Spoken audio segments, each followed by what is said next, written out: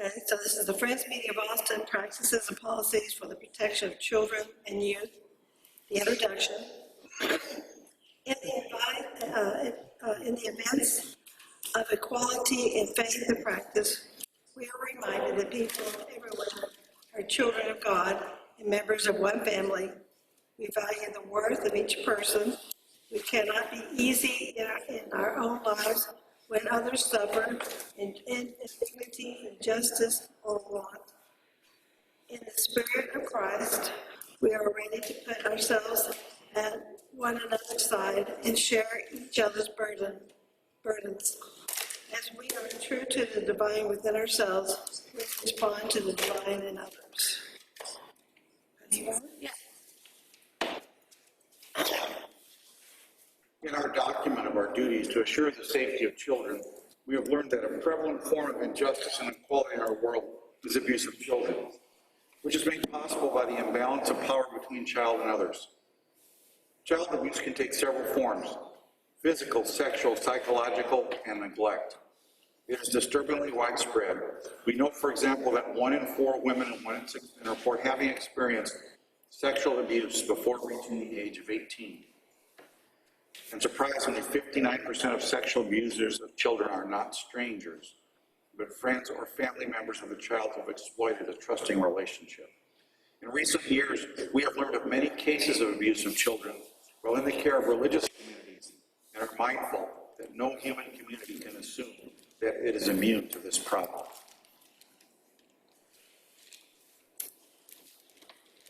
Start with where. Okay. According published in our faith and practice, following equality and violence asks of us. In all our relations with others, are we sensitive to the issues of equality, autonomy, and power? How do we challenge destructive patterns in these relationships when they arise? Following consideration of this advice and query, in light of the prevalence of abuse of children in our society and in religious organizations, we have adopted these practices for safe engagement with children and youth, to model behavior to ensure the safety of children and youth, which applies to everyone while on meeting property or at meeting-sponsored events, and this policy for safeguarding children and youth, which applies to individuals caring for children and youth in meeting-sponsored activities. We adopt these with the prayer that they will prevent abuse of children while in the care of Friends Meeting of Austin, that by raising awareness of the issue, it will make it less likely that children will suffer abuse, and that it will serve as a testimony to all faith communities of the need to take action to bring an end to the abuse of children in our society.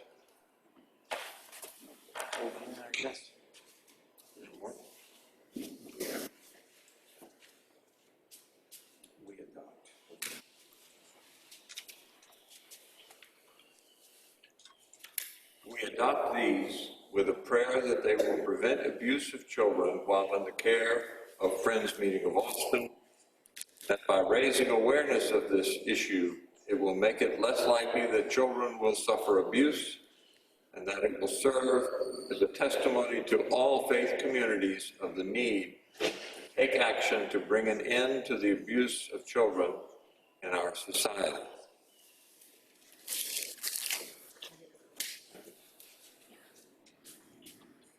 Great. Thanks everyone for reading that. So that was from 2011, and as I was reading the minutes, you did a lot during that time to work on the minutes. And I was just wondering, what you all thought about it.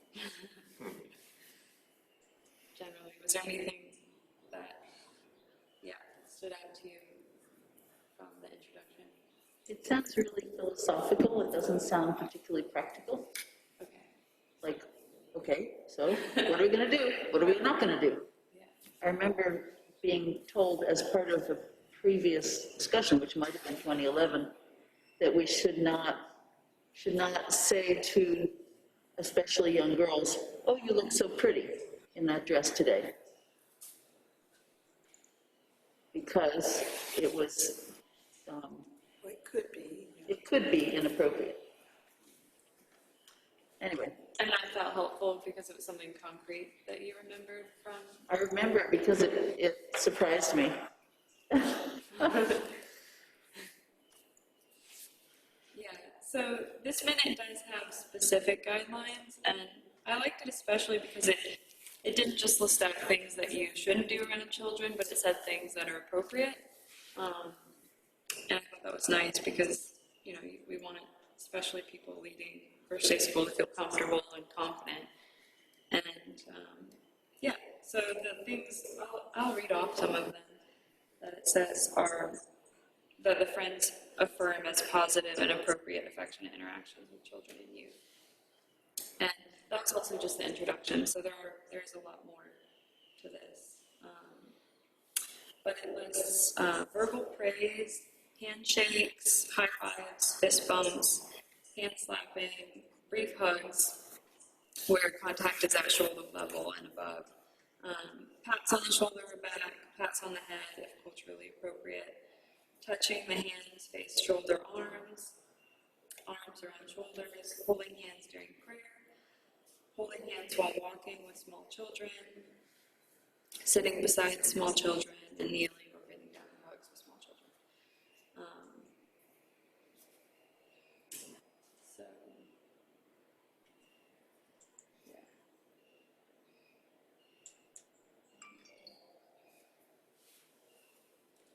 Were any of those surprising to you all as like, or something that should be on the list that you think isn't there that seems appropriate? Some of it is the age appropriateness of certain things.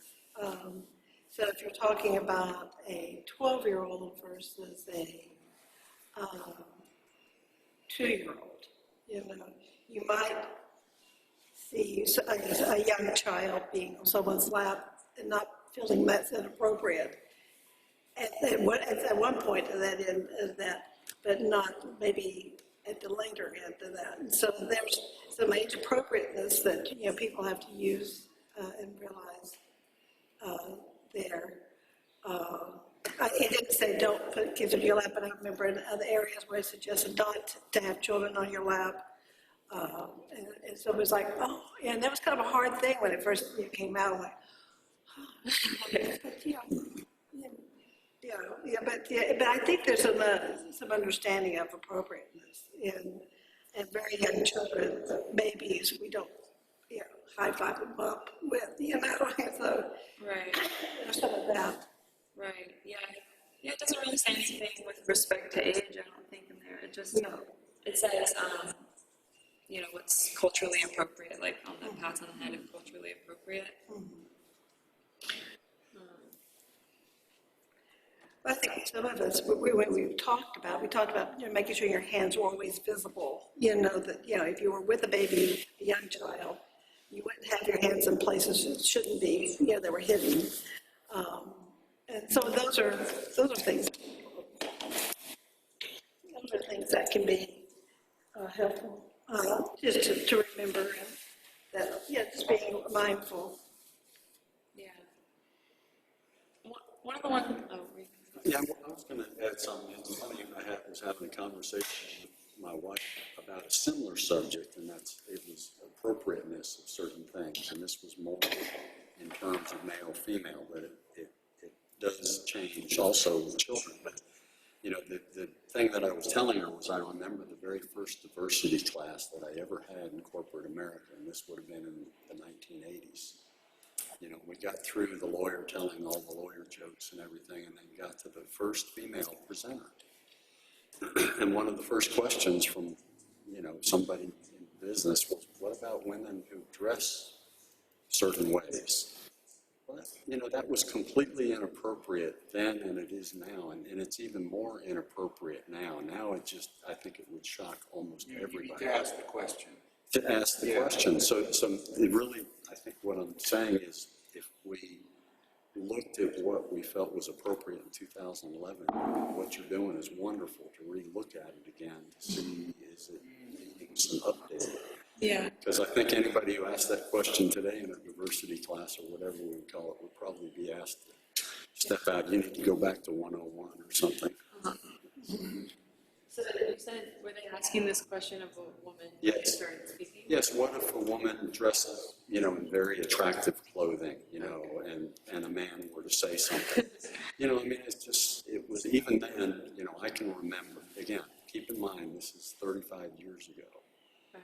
The point is, what is acceptable over time changes.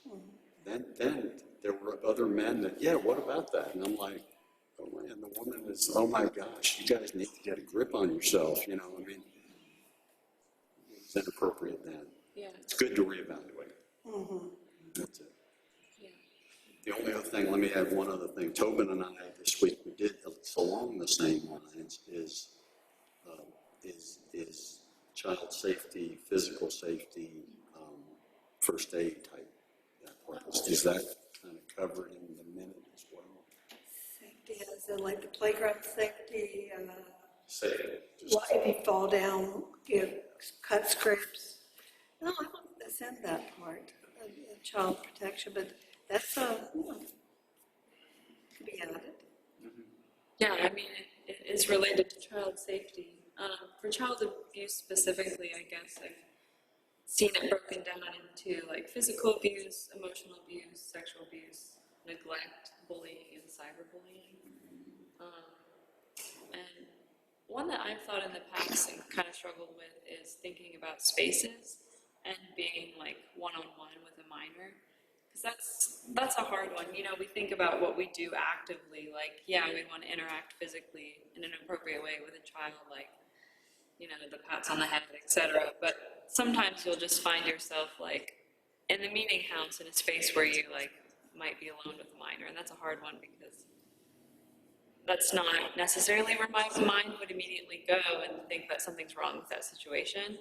But as part of the training in the Friends General Conference, they were talking about, like, being sure that they give roles for supervisors and say it's acceptable for them to be in one-on-one spaces with a child. But other than that, to try not to be, and make sure there's always 2 adults present. And so, One of the things I find, and it just happened this morning, and I'm going to correct this, here in just a minute, but is that I tend, and I think most of us tend to trust each other, and so the child care worker was asking, do we have an infant that comes now? And she would say, well, if the infant is wants to stay inside, should I stay inside when they go outside to go explore? And so there'd be a teacher out there with a group of kids, and then she would be in there. And I said, well, just ask the dad. And I was like, and back out, I think, oh, no. Either we all go or we don't all go, unless we get 2 child care workers. And then, even then, that's a problem because you got to Two people from the meeting to be with the kids outside. Yeah, you have to have 2 in there and 2 in there. So, so I had to go back and correct her and say, no, if the father wants him to be in there, he'll need to stay in there with the child. right. So I need to, it's real easy to, one of the parents was like, oh yeah, you can just take care of my child in here and work with them close the door, don't worry about it. Like, they didn't say it in those terms, but it was really dear. They were showing trust with me, but then I realized, no, I can't do that. I have to have the door open, or I have to be outside, or I have to be someplace where you can see me or see the child at all times, so someone can see us. Yes. And so to be visible, and so it's real easy to trust.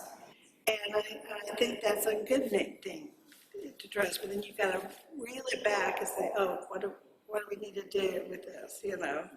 So, but it's just like this morning. That was an example this morning. Yeah. Yeah, it's like, sure, you just have Dad, No, you can't do that, That brings to mind the fact that these guidelines are not just for the children, but they're to protect the care workers themselves from any issue that might arise where somebody says, well, you were alone with this person or this happened and there was nobody else available. so that if we have clear guidelines and clear, like you're raising right there, if we're clear about those things and we set it up in a way that care workers are protected and children are protected, with obviously the emphasis on the children, but not to exclude the fact that workers need to have the guidelines and be following them. And that's one that is part of their guidelines, is to have 2 adults. Right. And so, I just, by just flippantly saying, oh, sure, go, I know her, I've seen her, she's been here, for a long time, for years. Yeah. No, can't do that. Yeah. And we can't, do it with the friend that's out with the kids. So, it's just, I have to be reminded all the time. Yeah, I think it's a really good point that doing something that is a preventative measure can actually feel like the more unnatural thing to do. And just keeping that in mind, like that's part of taking preventative measures. And maybe if it takes explaining, or if it helps explaining, like, I'm following this policy as a preventative measure, because it does, especially when you feel trust with someone. Well, and there was one thing that came up when we were doing this in 2011 and the years prior to, was that we had a discussion a lot about the value of having background checks. And whereas I do know that background checks have a place, my problem with it, I was somewhat opposing it because of it being putting too much emphasis on that in protecting our children, is that someone that hasn't been caught is still out there, and can do these things. So I think it's if we follow the policy exactly, with everything, where we always have 2 people, where we have visibility, where we, the bathroom things, all those things that are in there, I think our kids will be safe. The background check is just an extra thing that adds to the safety. But it is not the thing that we should say will make the kids safe. Because the safety comes in us, sticking to the 2-person that are not related. So Howard can't go in there with me, and be with. We've had a couple of times where it's like, oh, I could just. No, you can't, Because it wasn't a child care worker, it would have just been the 2 of us. Yeah, so we have to have a different, just you just have to remind yourself that, he can be there, but we have to have another one too, Yeah. And so, so that, but I think it's really important. I think about these apartment complexes that have these gates. How many times have I gone through gates without, I just wait until someone goes through, I just go right behind them and I go on in. Well, that particular safeguard doesn't prevent things from happening. And so we need to, when we do get our new teachers, we do need to do it. Part of the safety plan is to do a training, and we do need to do a training. We haven't done training in probably 10 years, 8, 9, 10 years, and we need to do background checks. And for anyone interested in doing more than 3 times, I believe once the 3rd time, after the 3rd time, within a year, then they need to be a background check. More than what, 3 times in a year? If they work with the kids more than 3 times, so we can have, like, the summer's fine, one time, that's fine. And we have another adult in there, that's okay. But you don't want to have it where anyone who was, we just need to have that background check. Yeah, and I didn't know that part about being related to someone else, the other adult. Yeah. In there. Back in the same household, I think. Yeah, something like that. Yeah, something like that. I forget how it's phrased, but. Okay. Yeah, so husband and wife or roommates or something like that can't. Just because of dynamics, it might be happening between people. I guess that's the reason they do it. Right. Right. So I thought I could tell you all about some of the things that the Center for Child Protection does in Austin. They're a nonprofit and they have the location out in Lakeway. And they do various things, like they work with the police department and CPS and Dell Children's Medical Team, and then another one, I think it was oh yeah, Travis County District Attorney's Office. But they give forensic exams and they do medical exams, and then they offer therapy for children who've been affected by abuse. And then they also have like another branch for education services for the Austin community, and that's something that we might be interested in because they offer a lot of trainings, and they, from what I've been talking with the education coordinator, she really likes to cater the trainings to wherever she's going. So if we wanted like someone from the Center for Child Protection to look at our minute and look at our policies and give feedback, I think they would be willing to do that. So thinking through what context we might work with someone else in the community who's a professional in this is something I wanted to ask you all about. Oh, that would be amazing. Yeah. I think as a way, especially as a way of refocusing our attention on this as a meeting, it would be good to have something like that. Yeah. Get the ball rolling, yeah. And that's where, you have the summer to start gearing up for the fall and, things for us to think about, yeah. Yeah. I'm in agreement.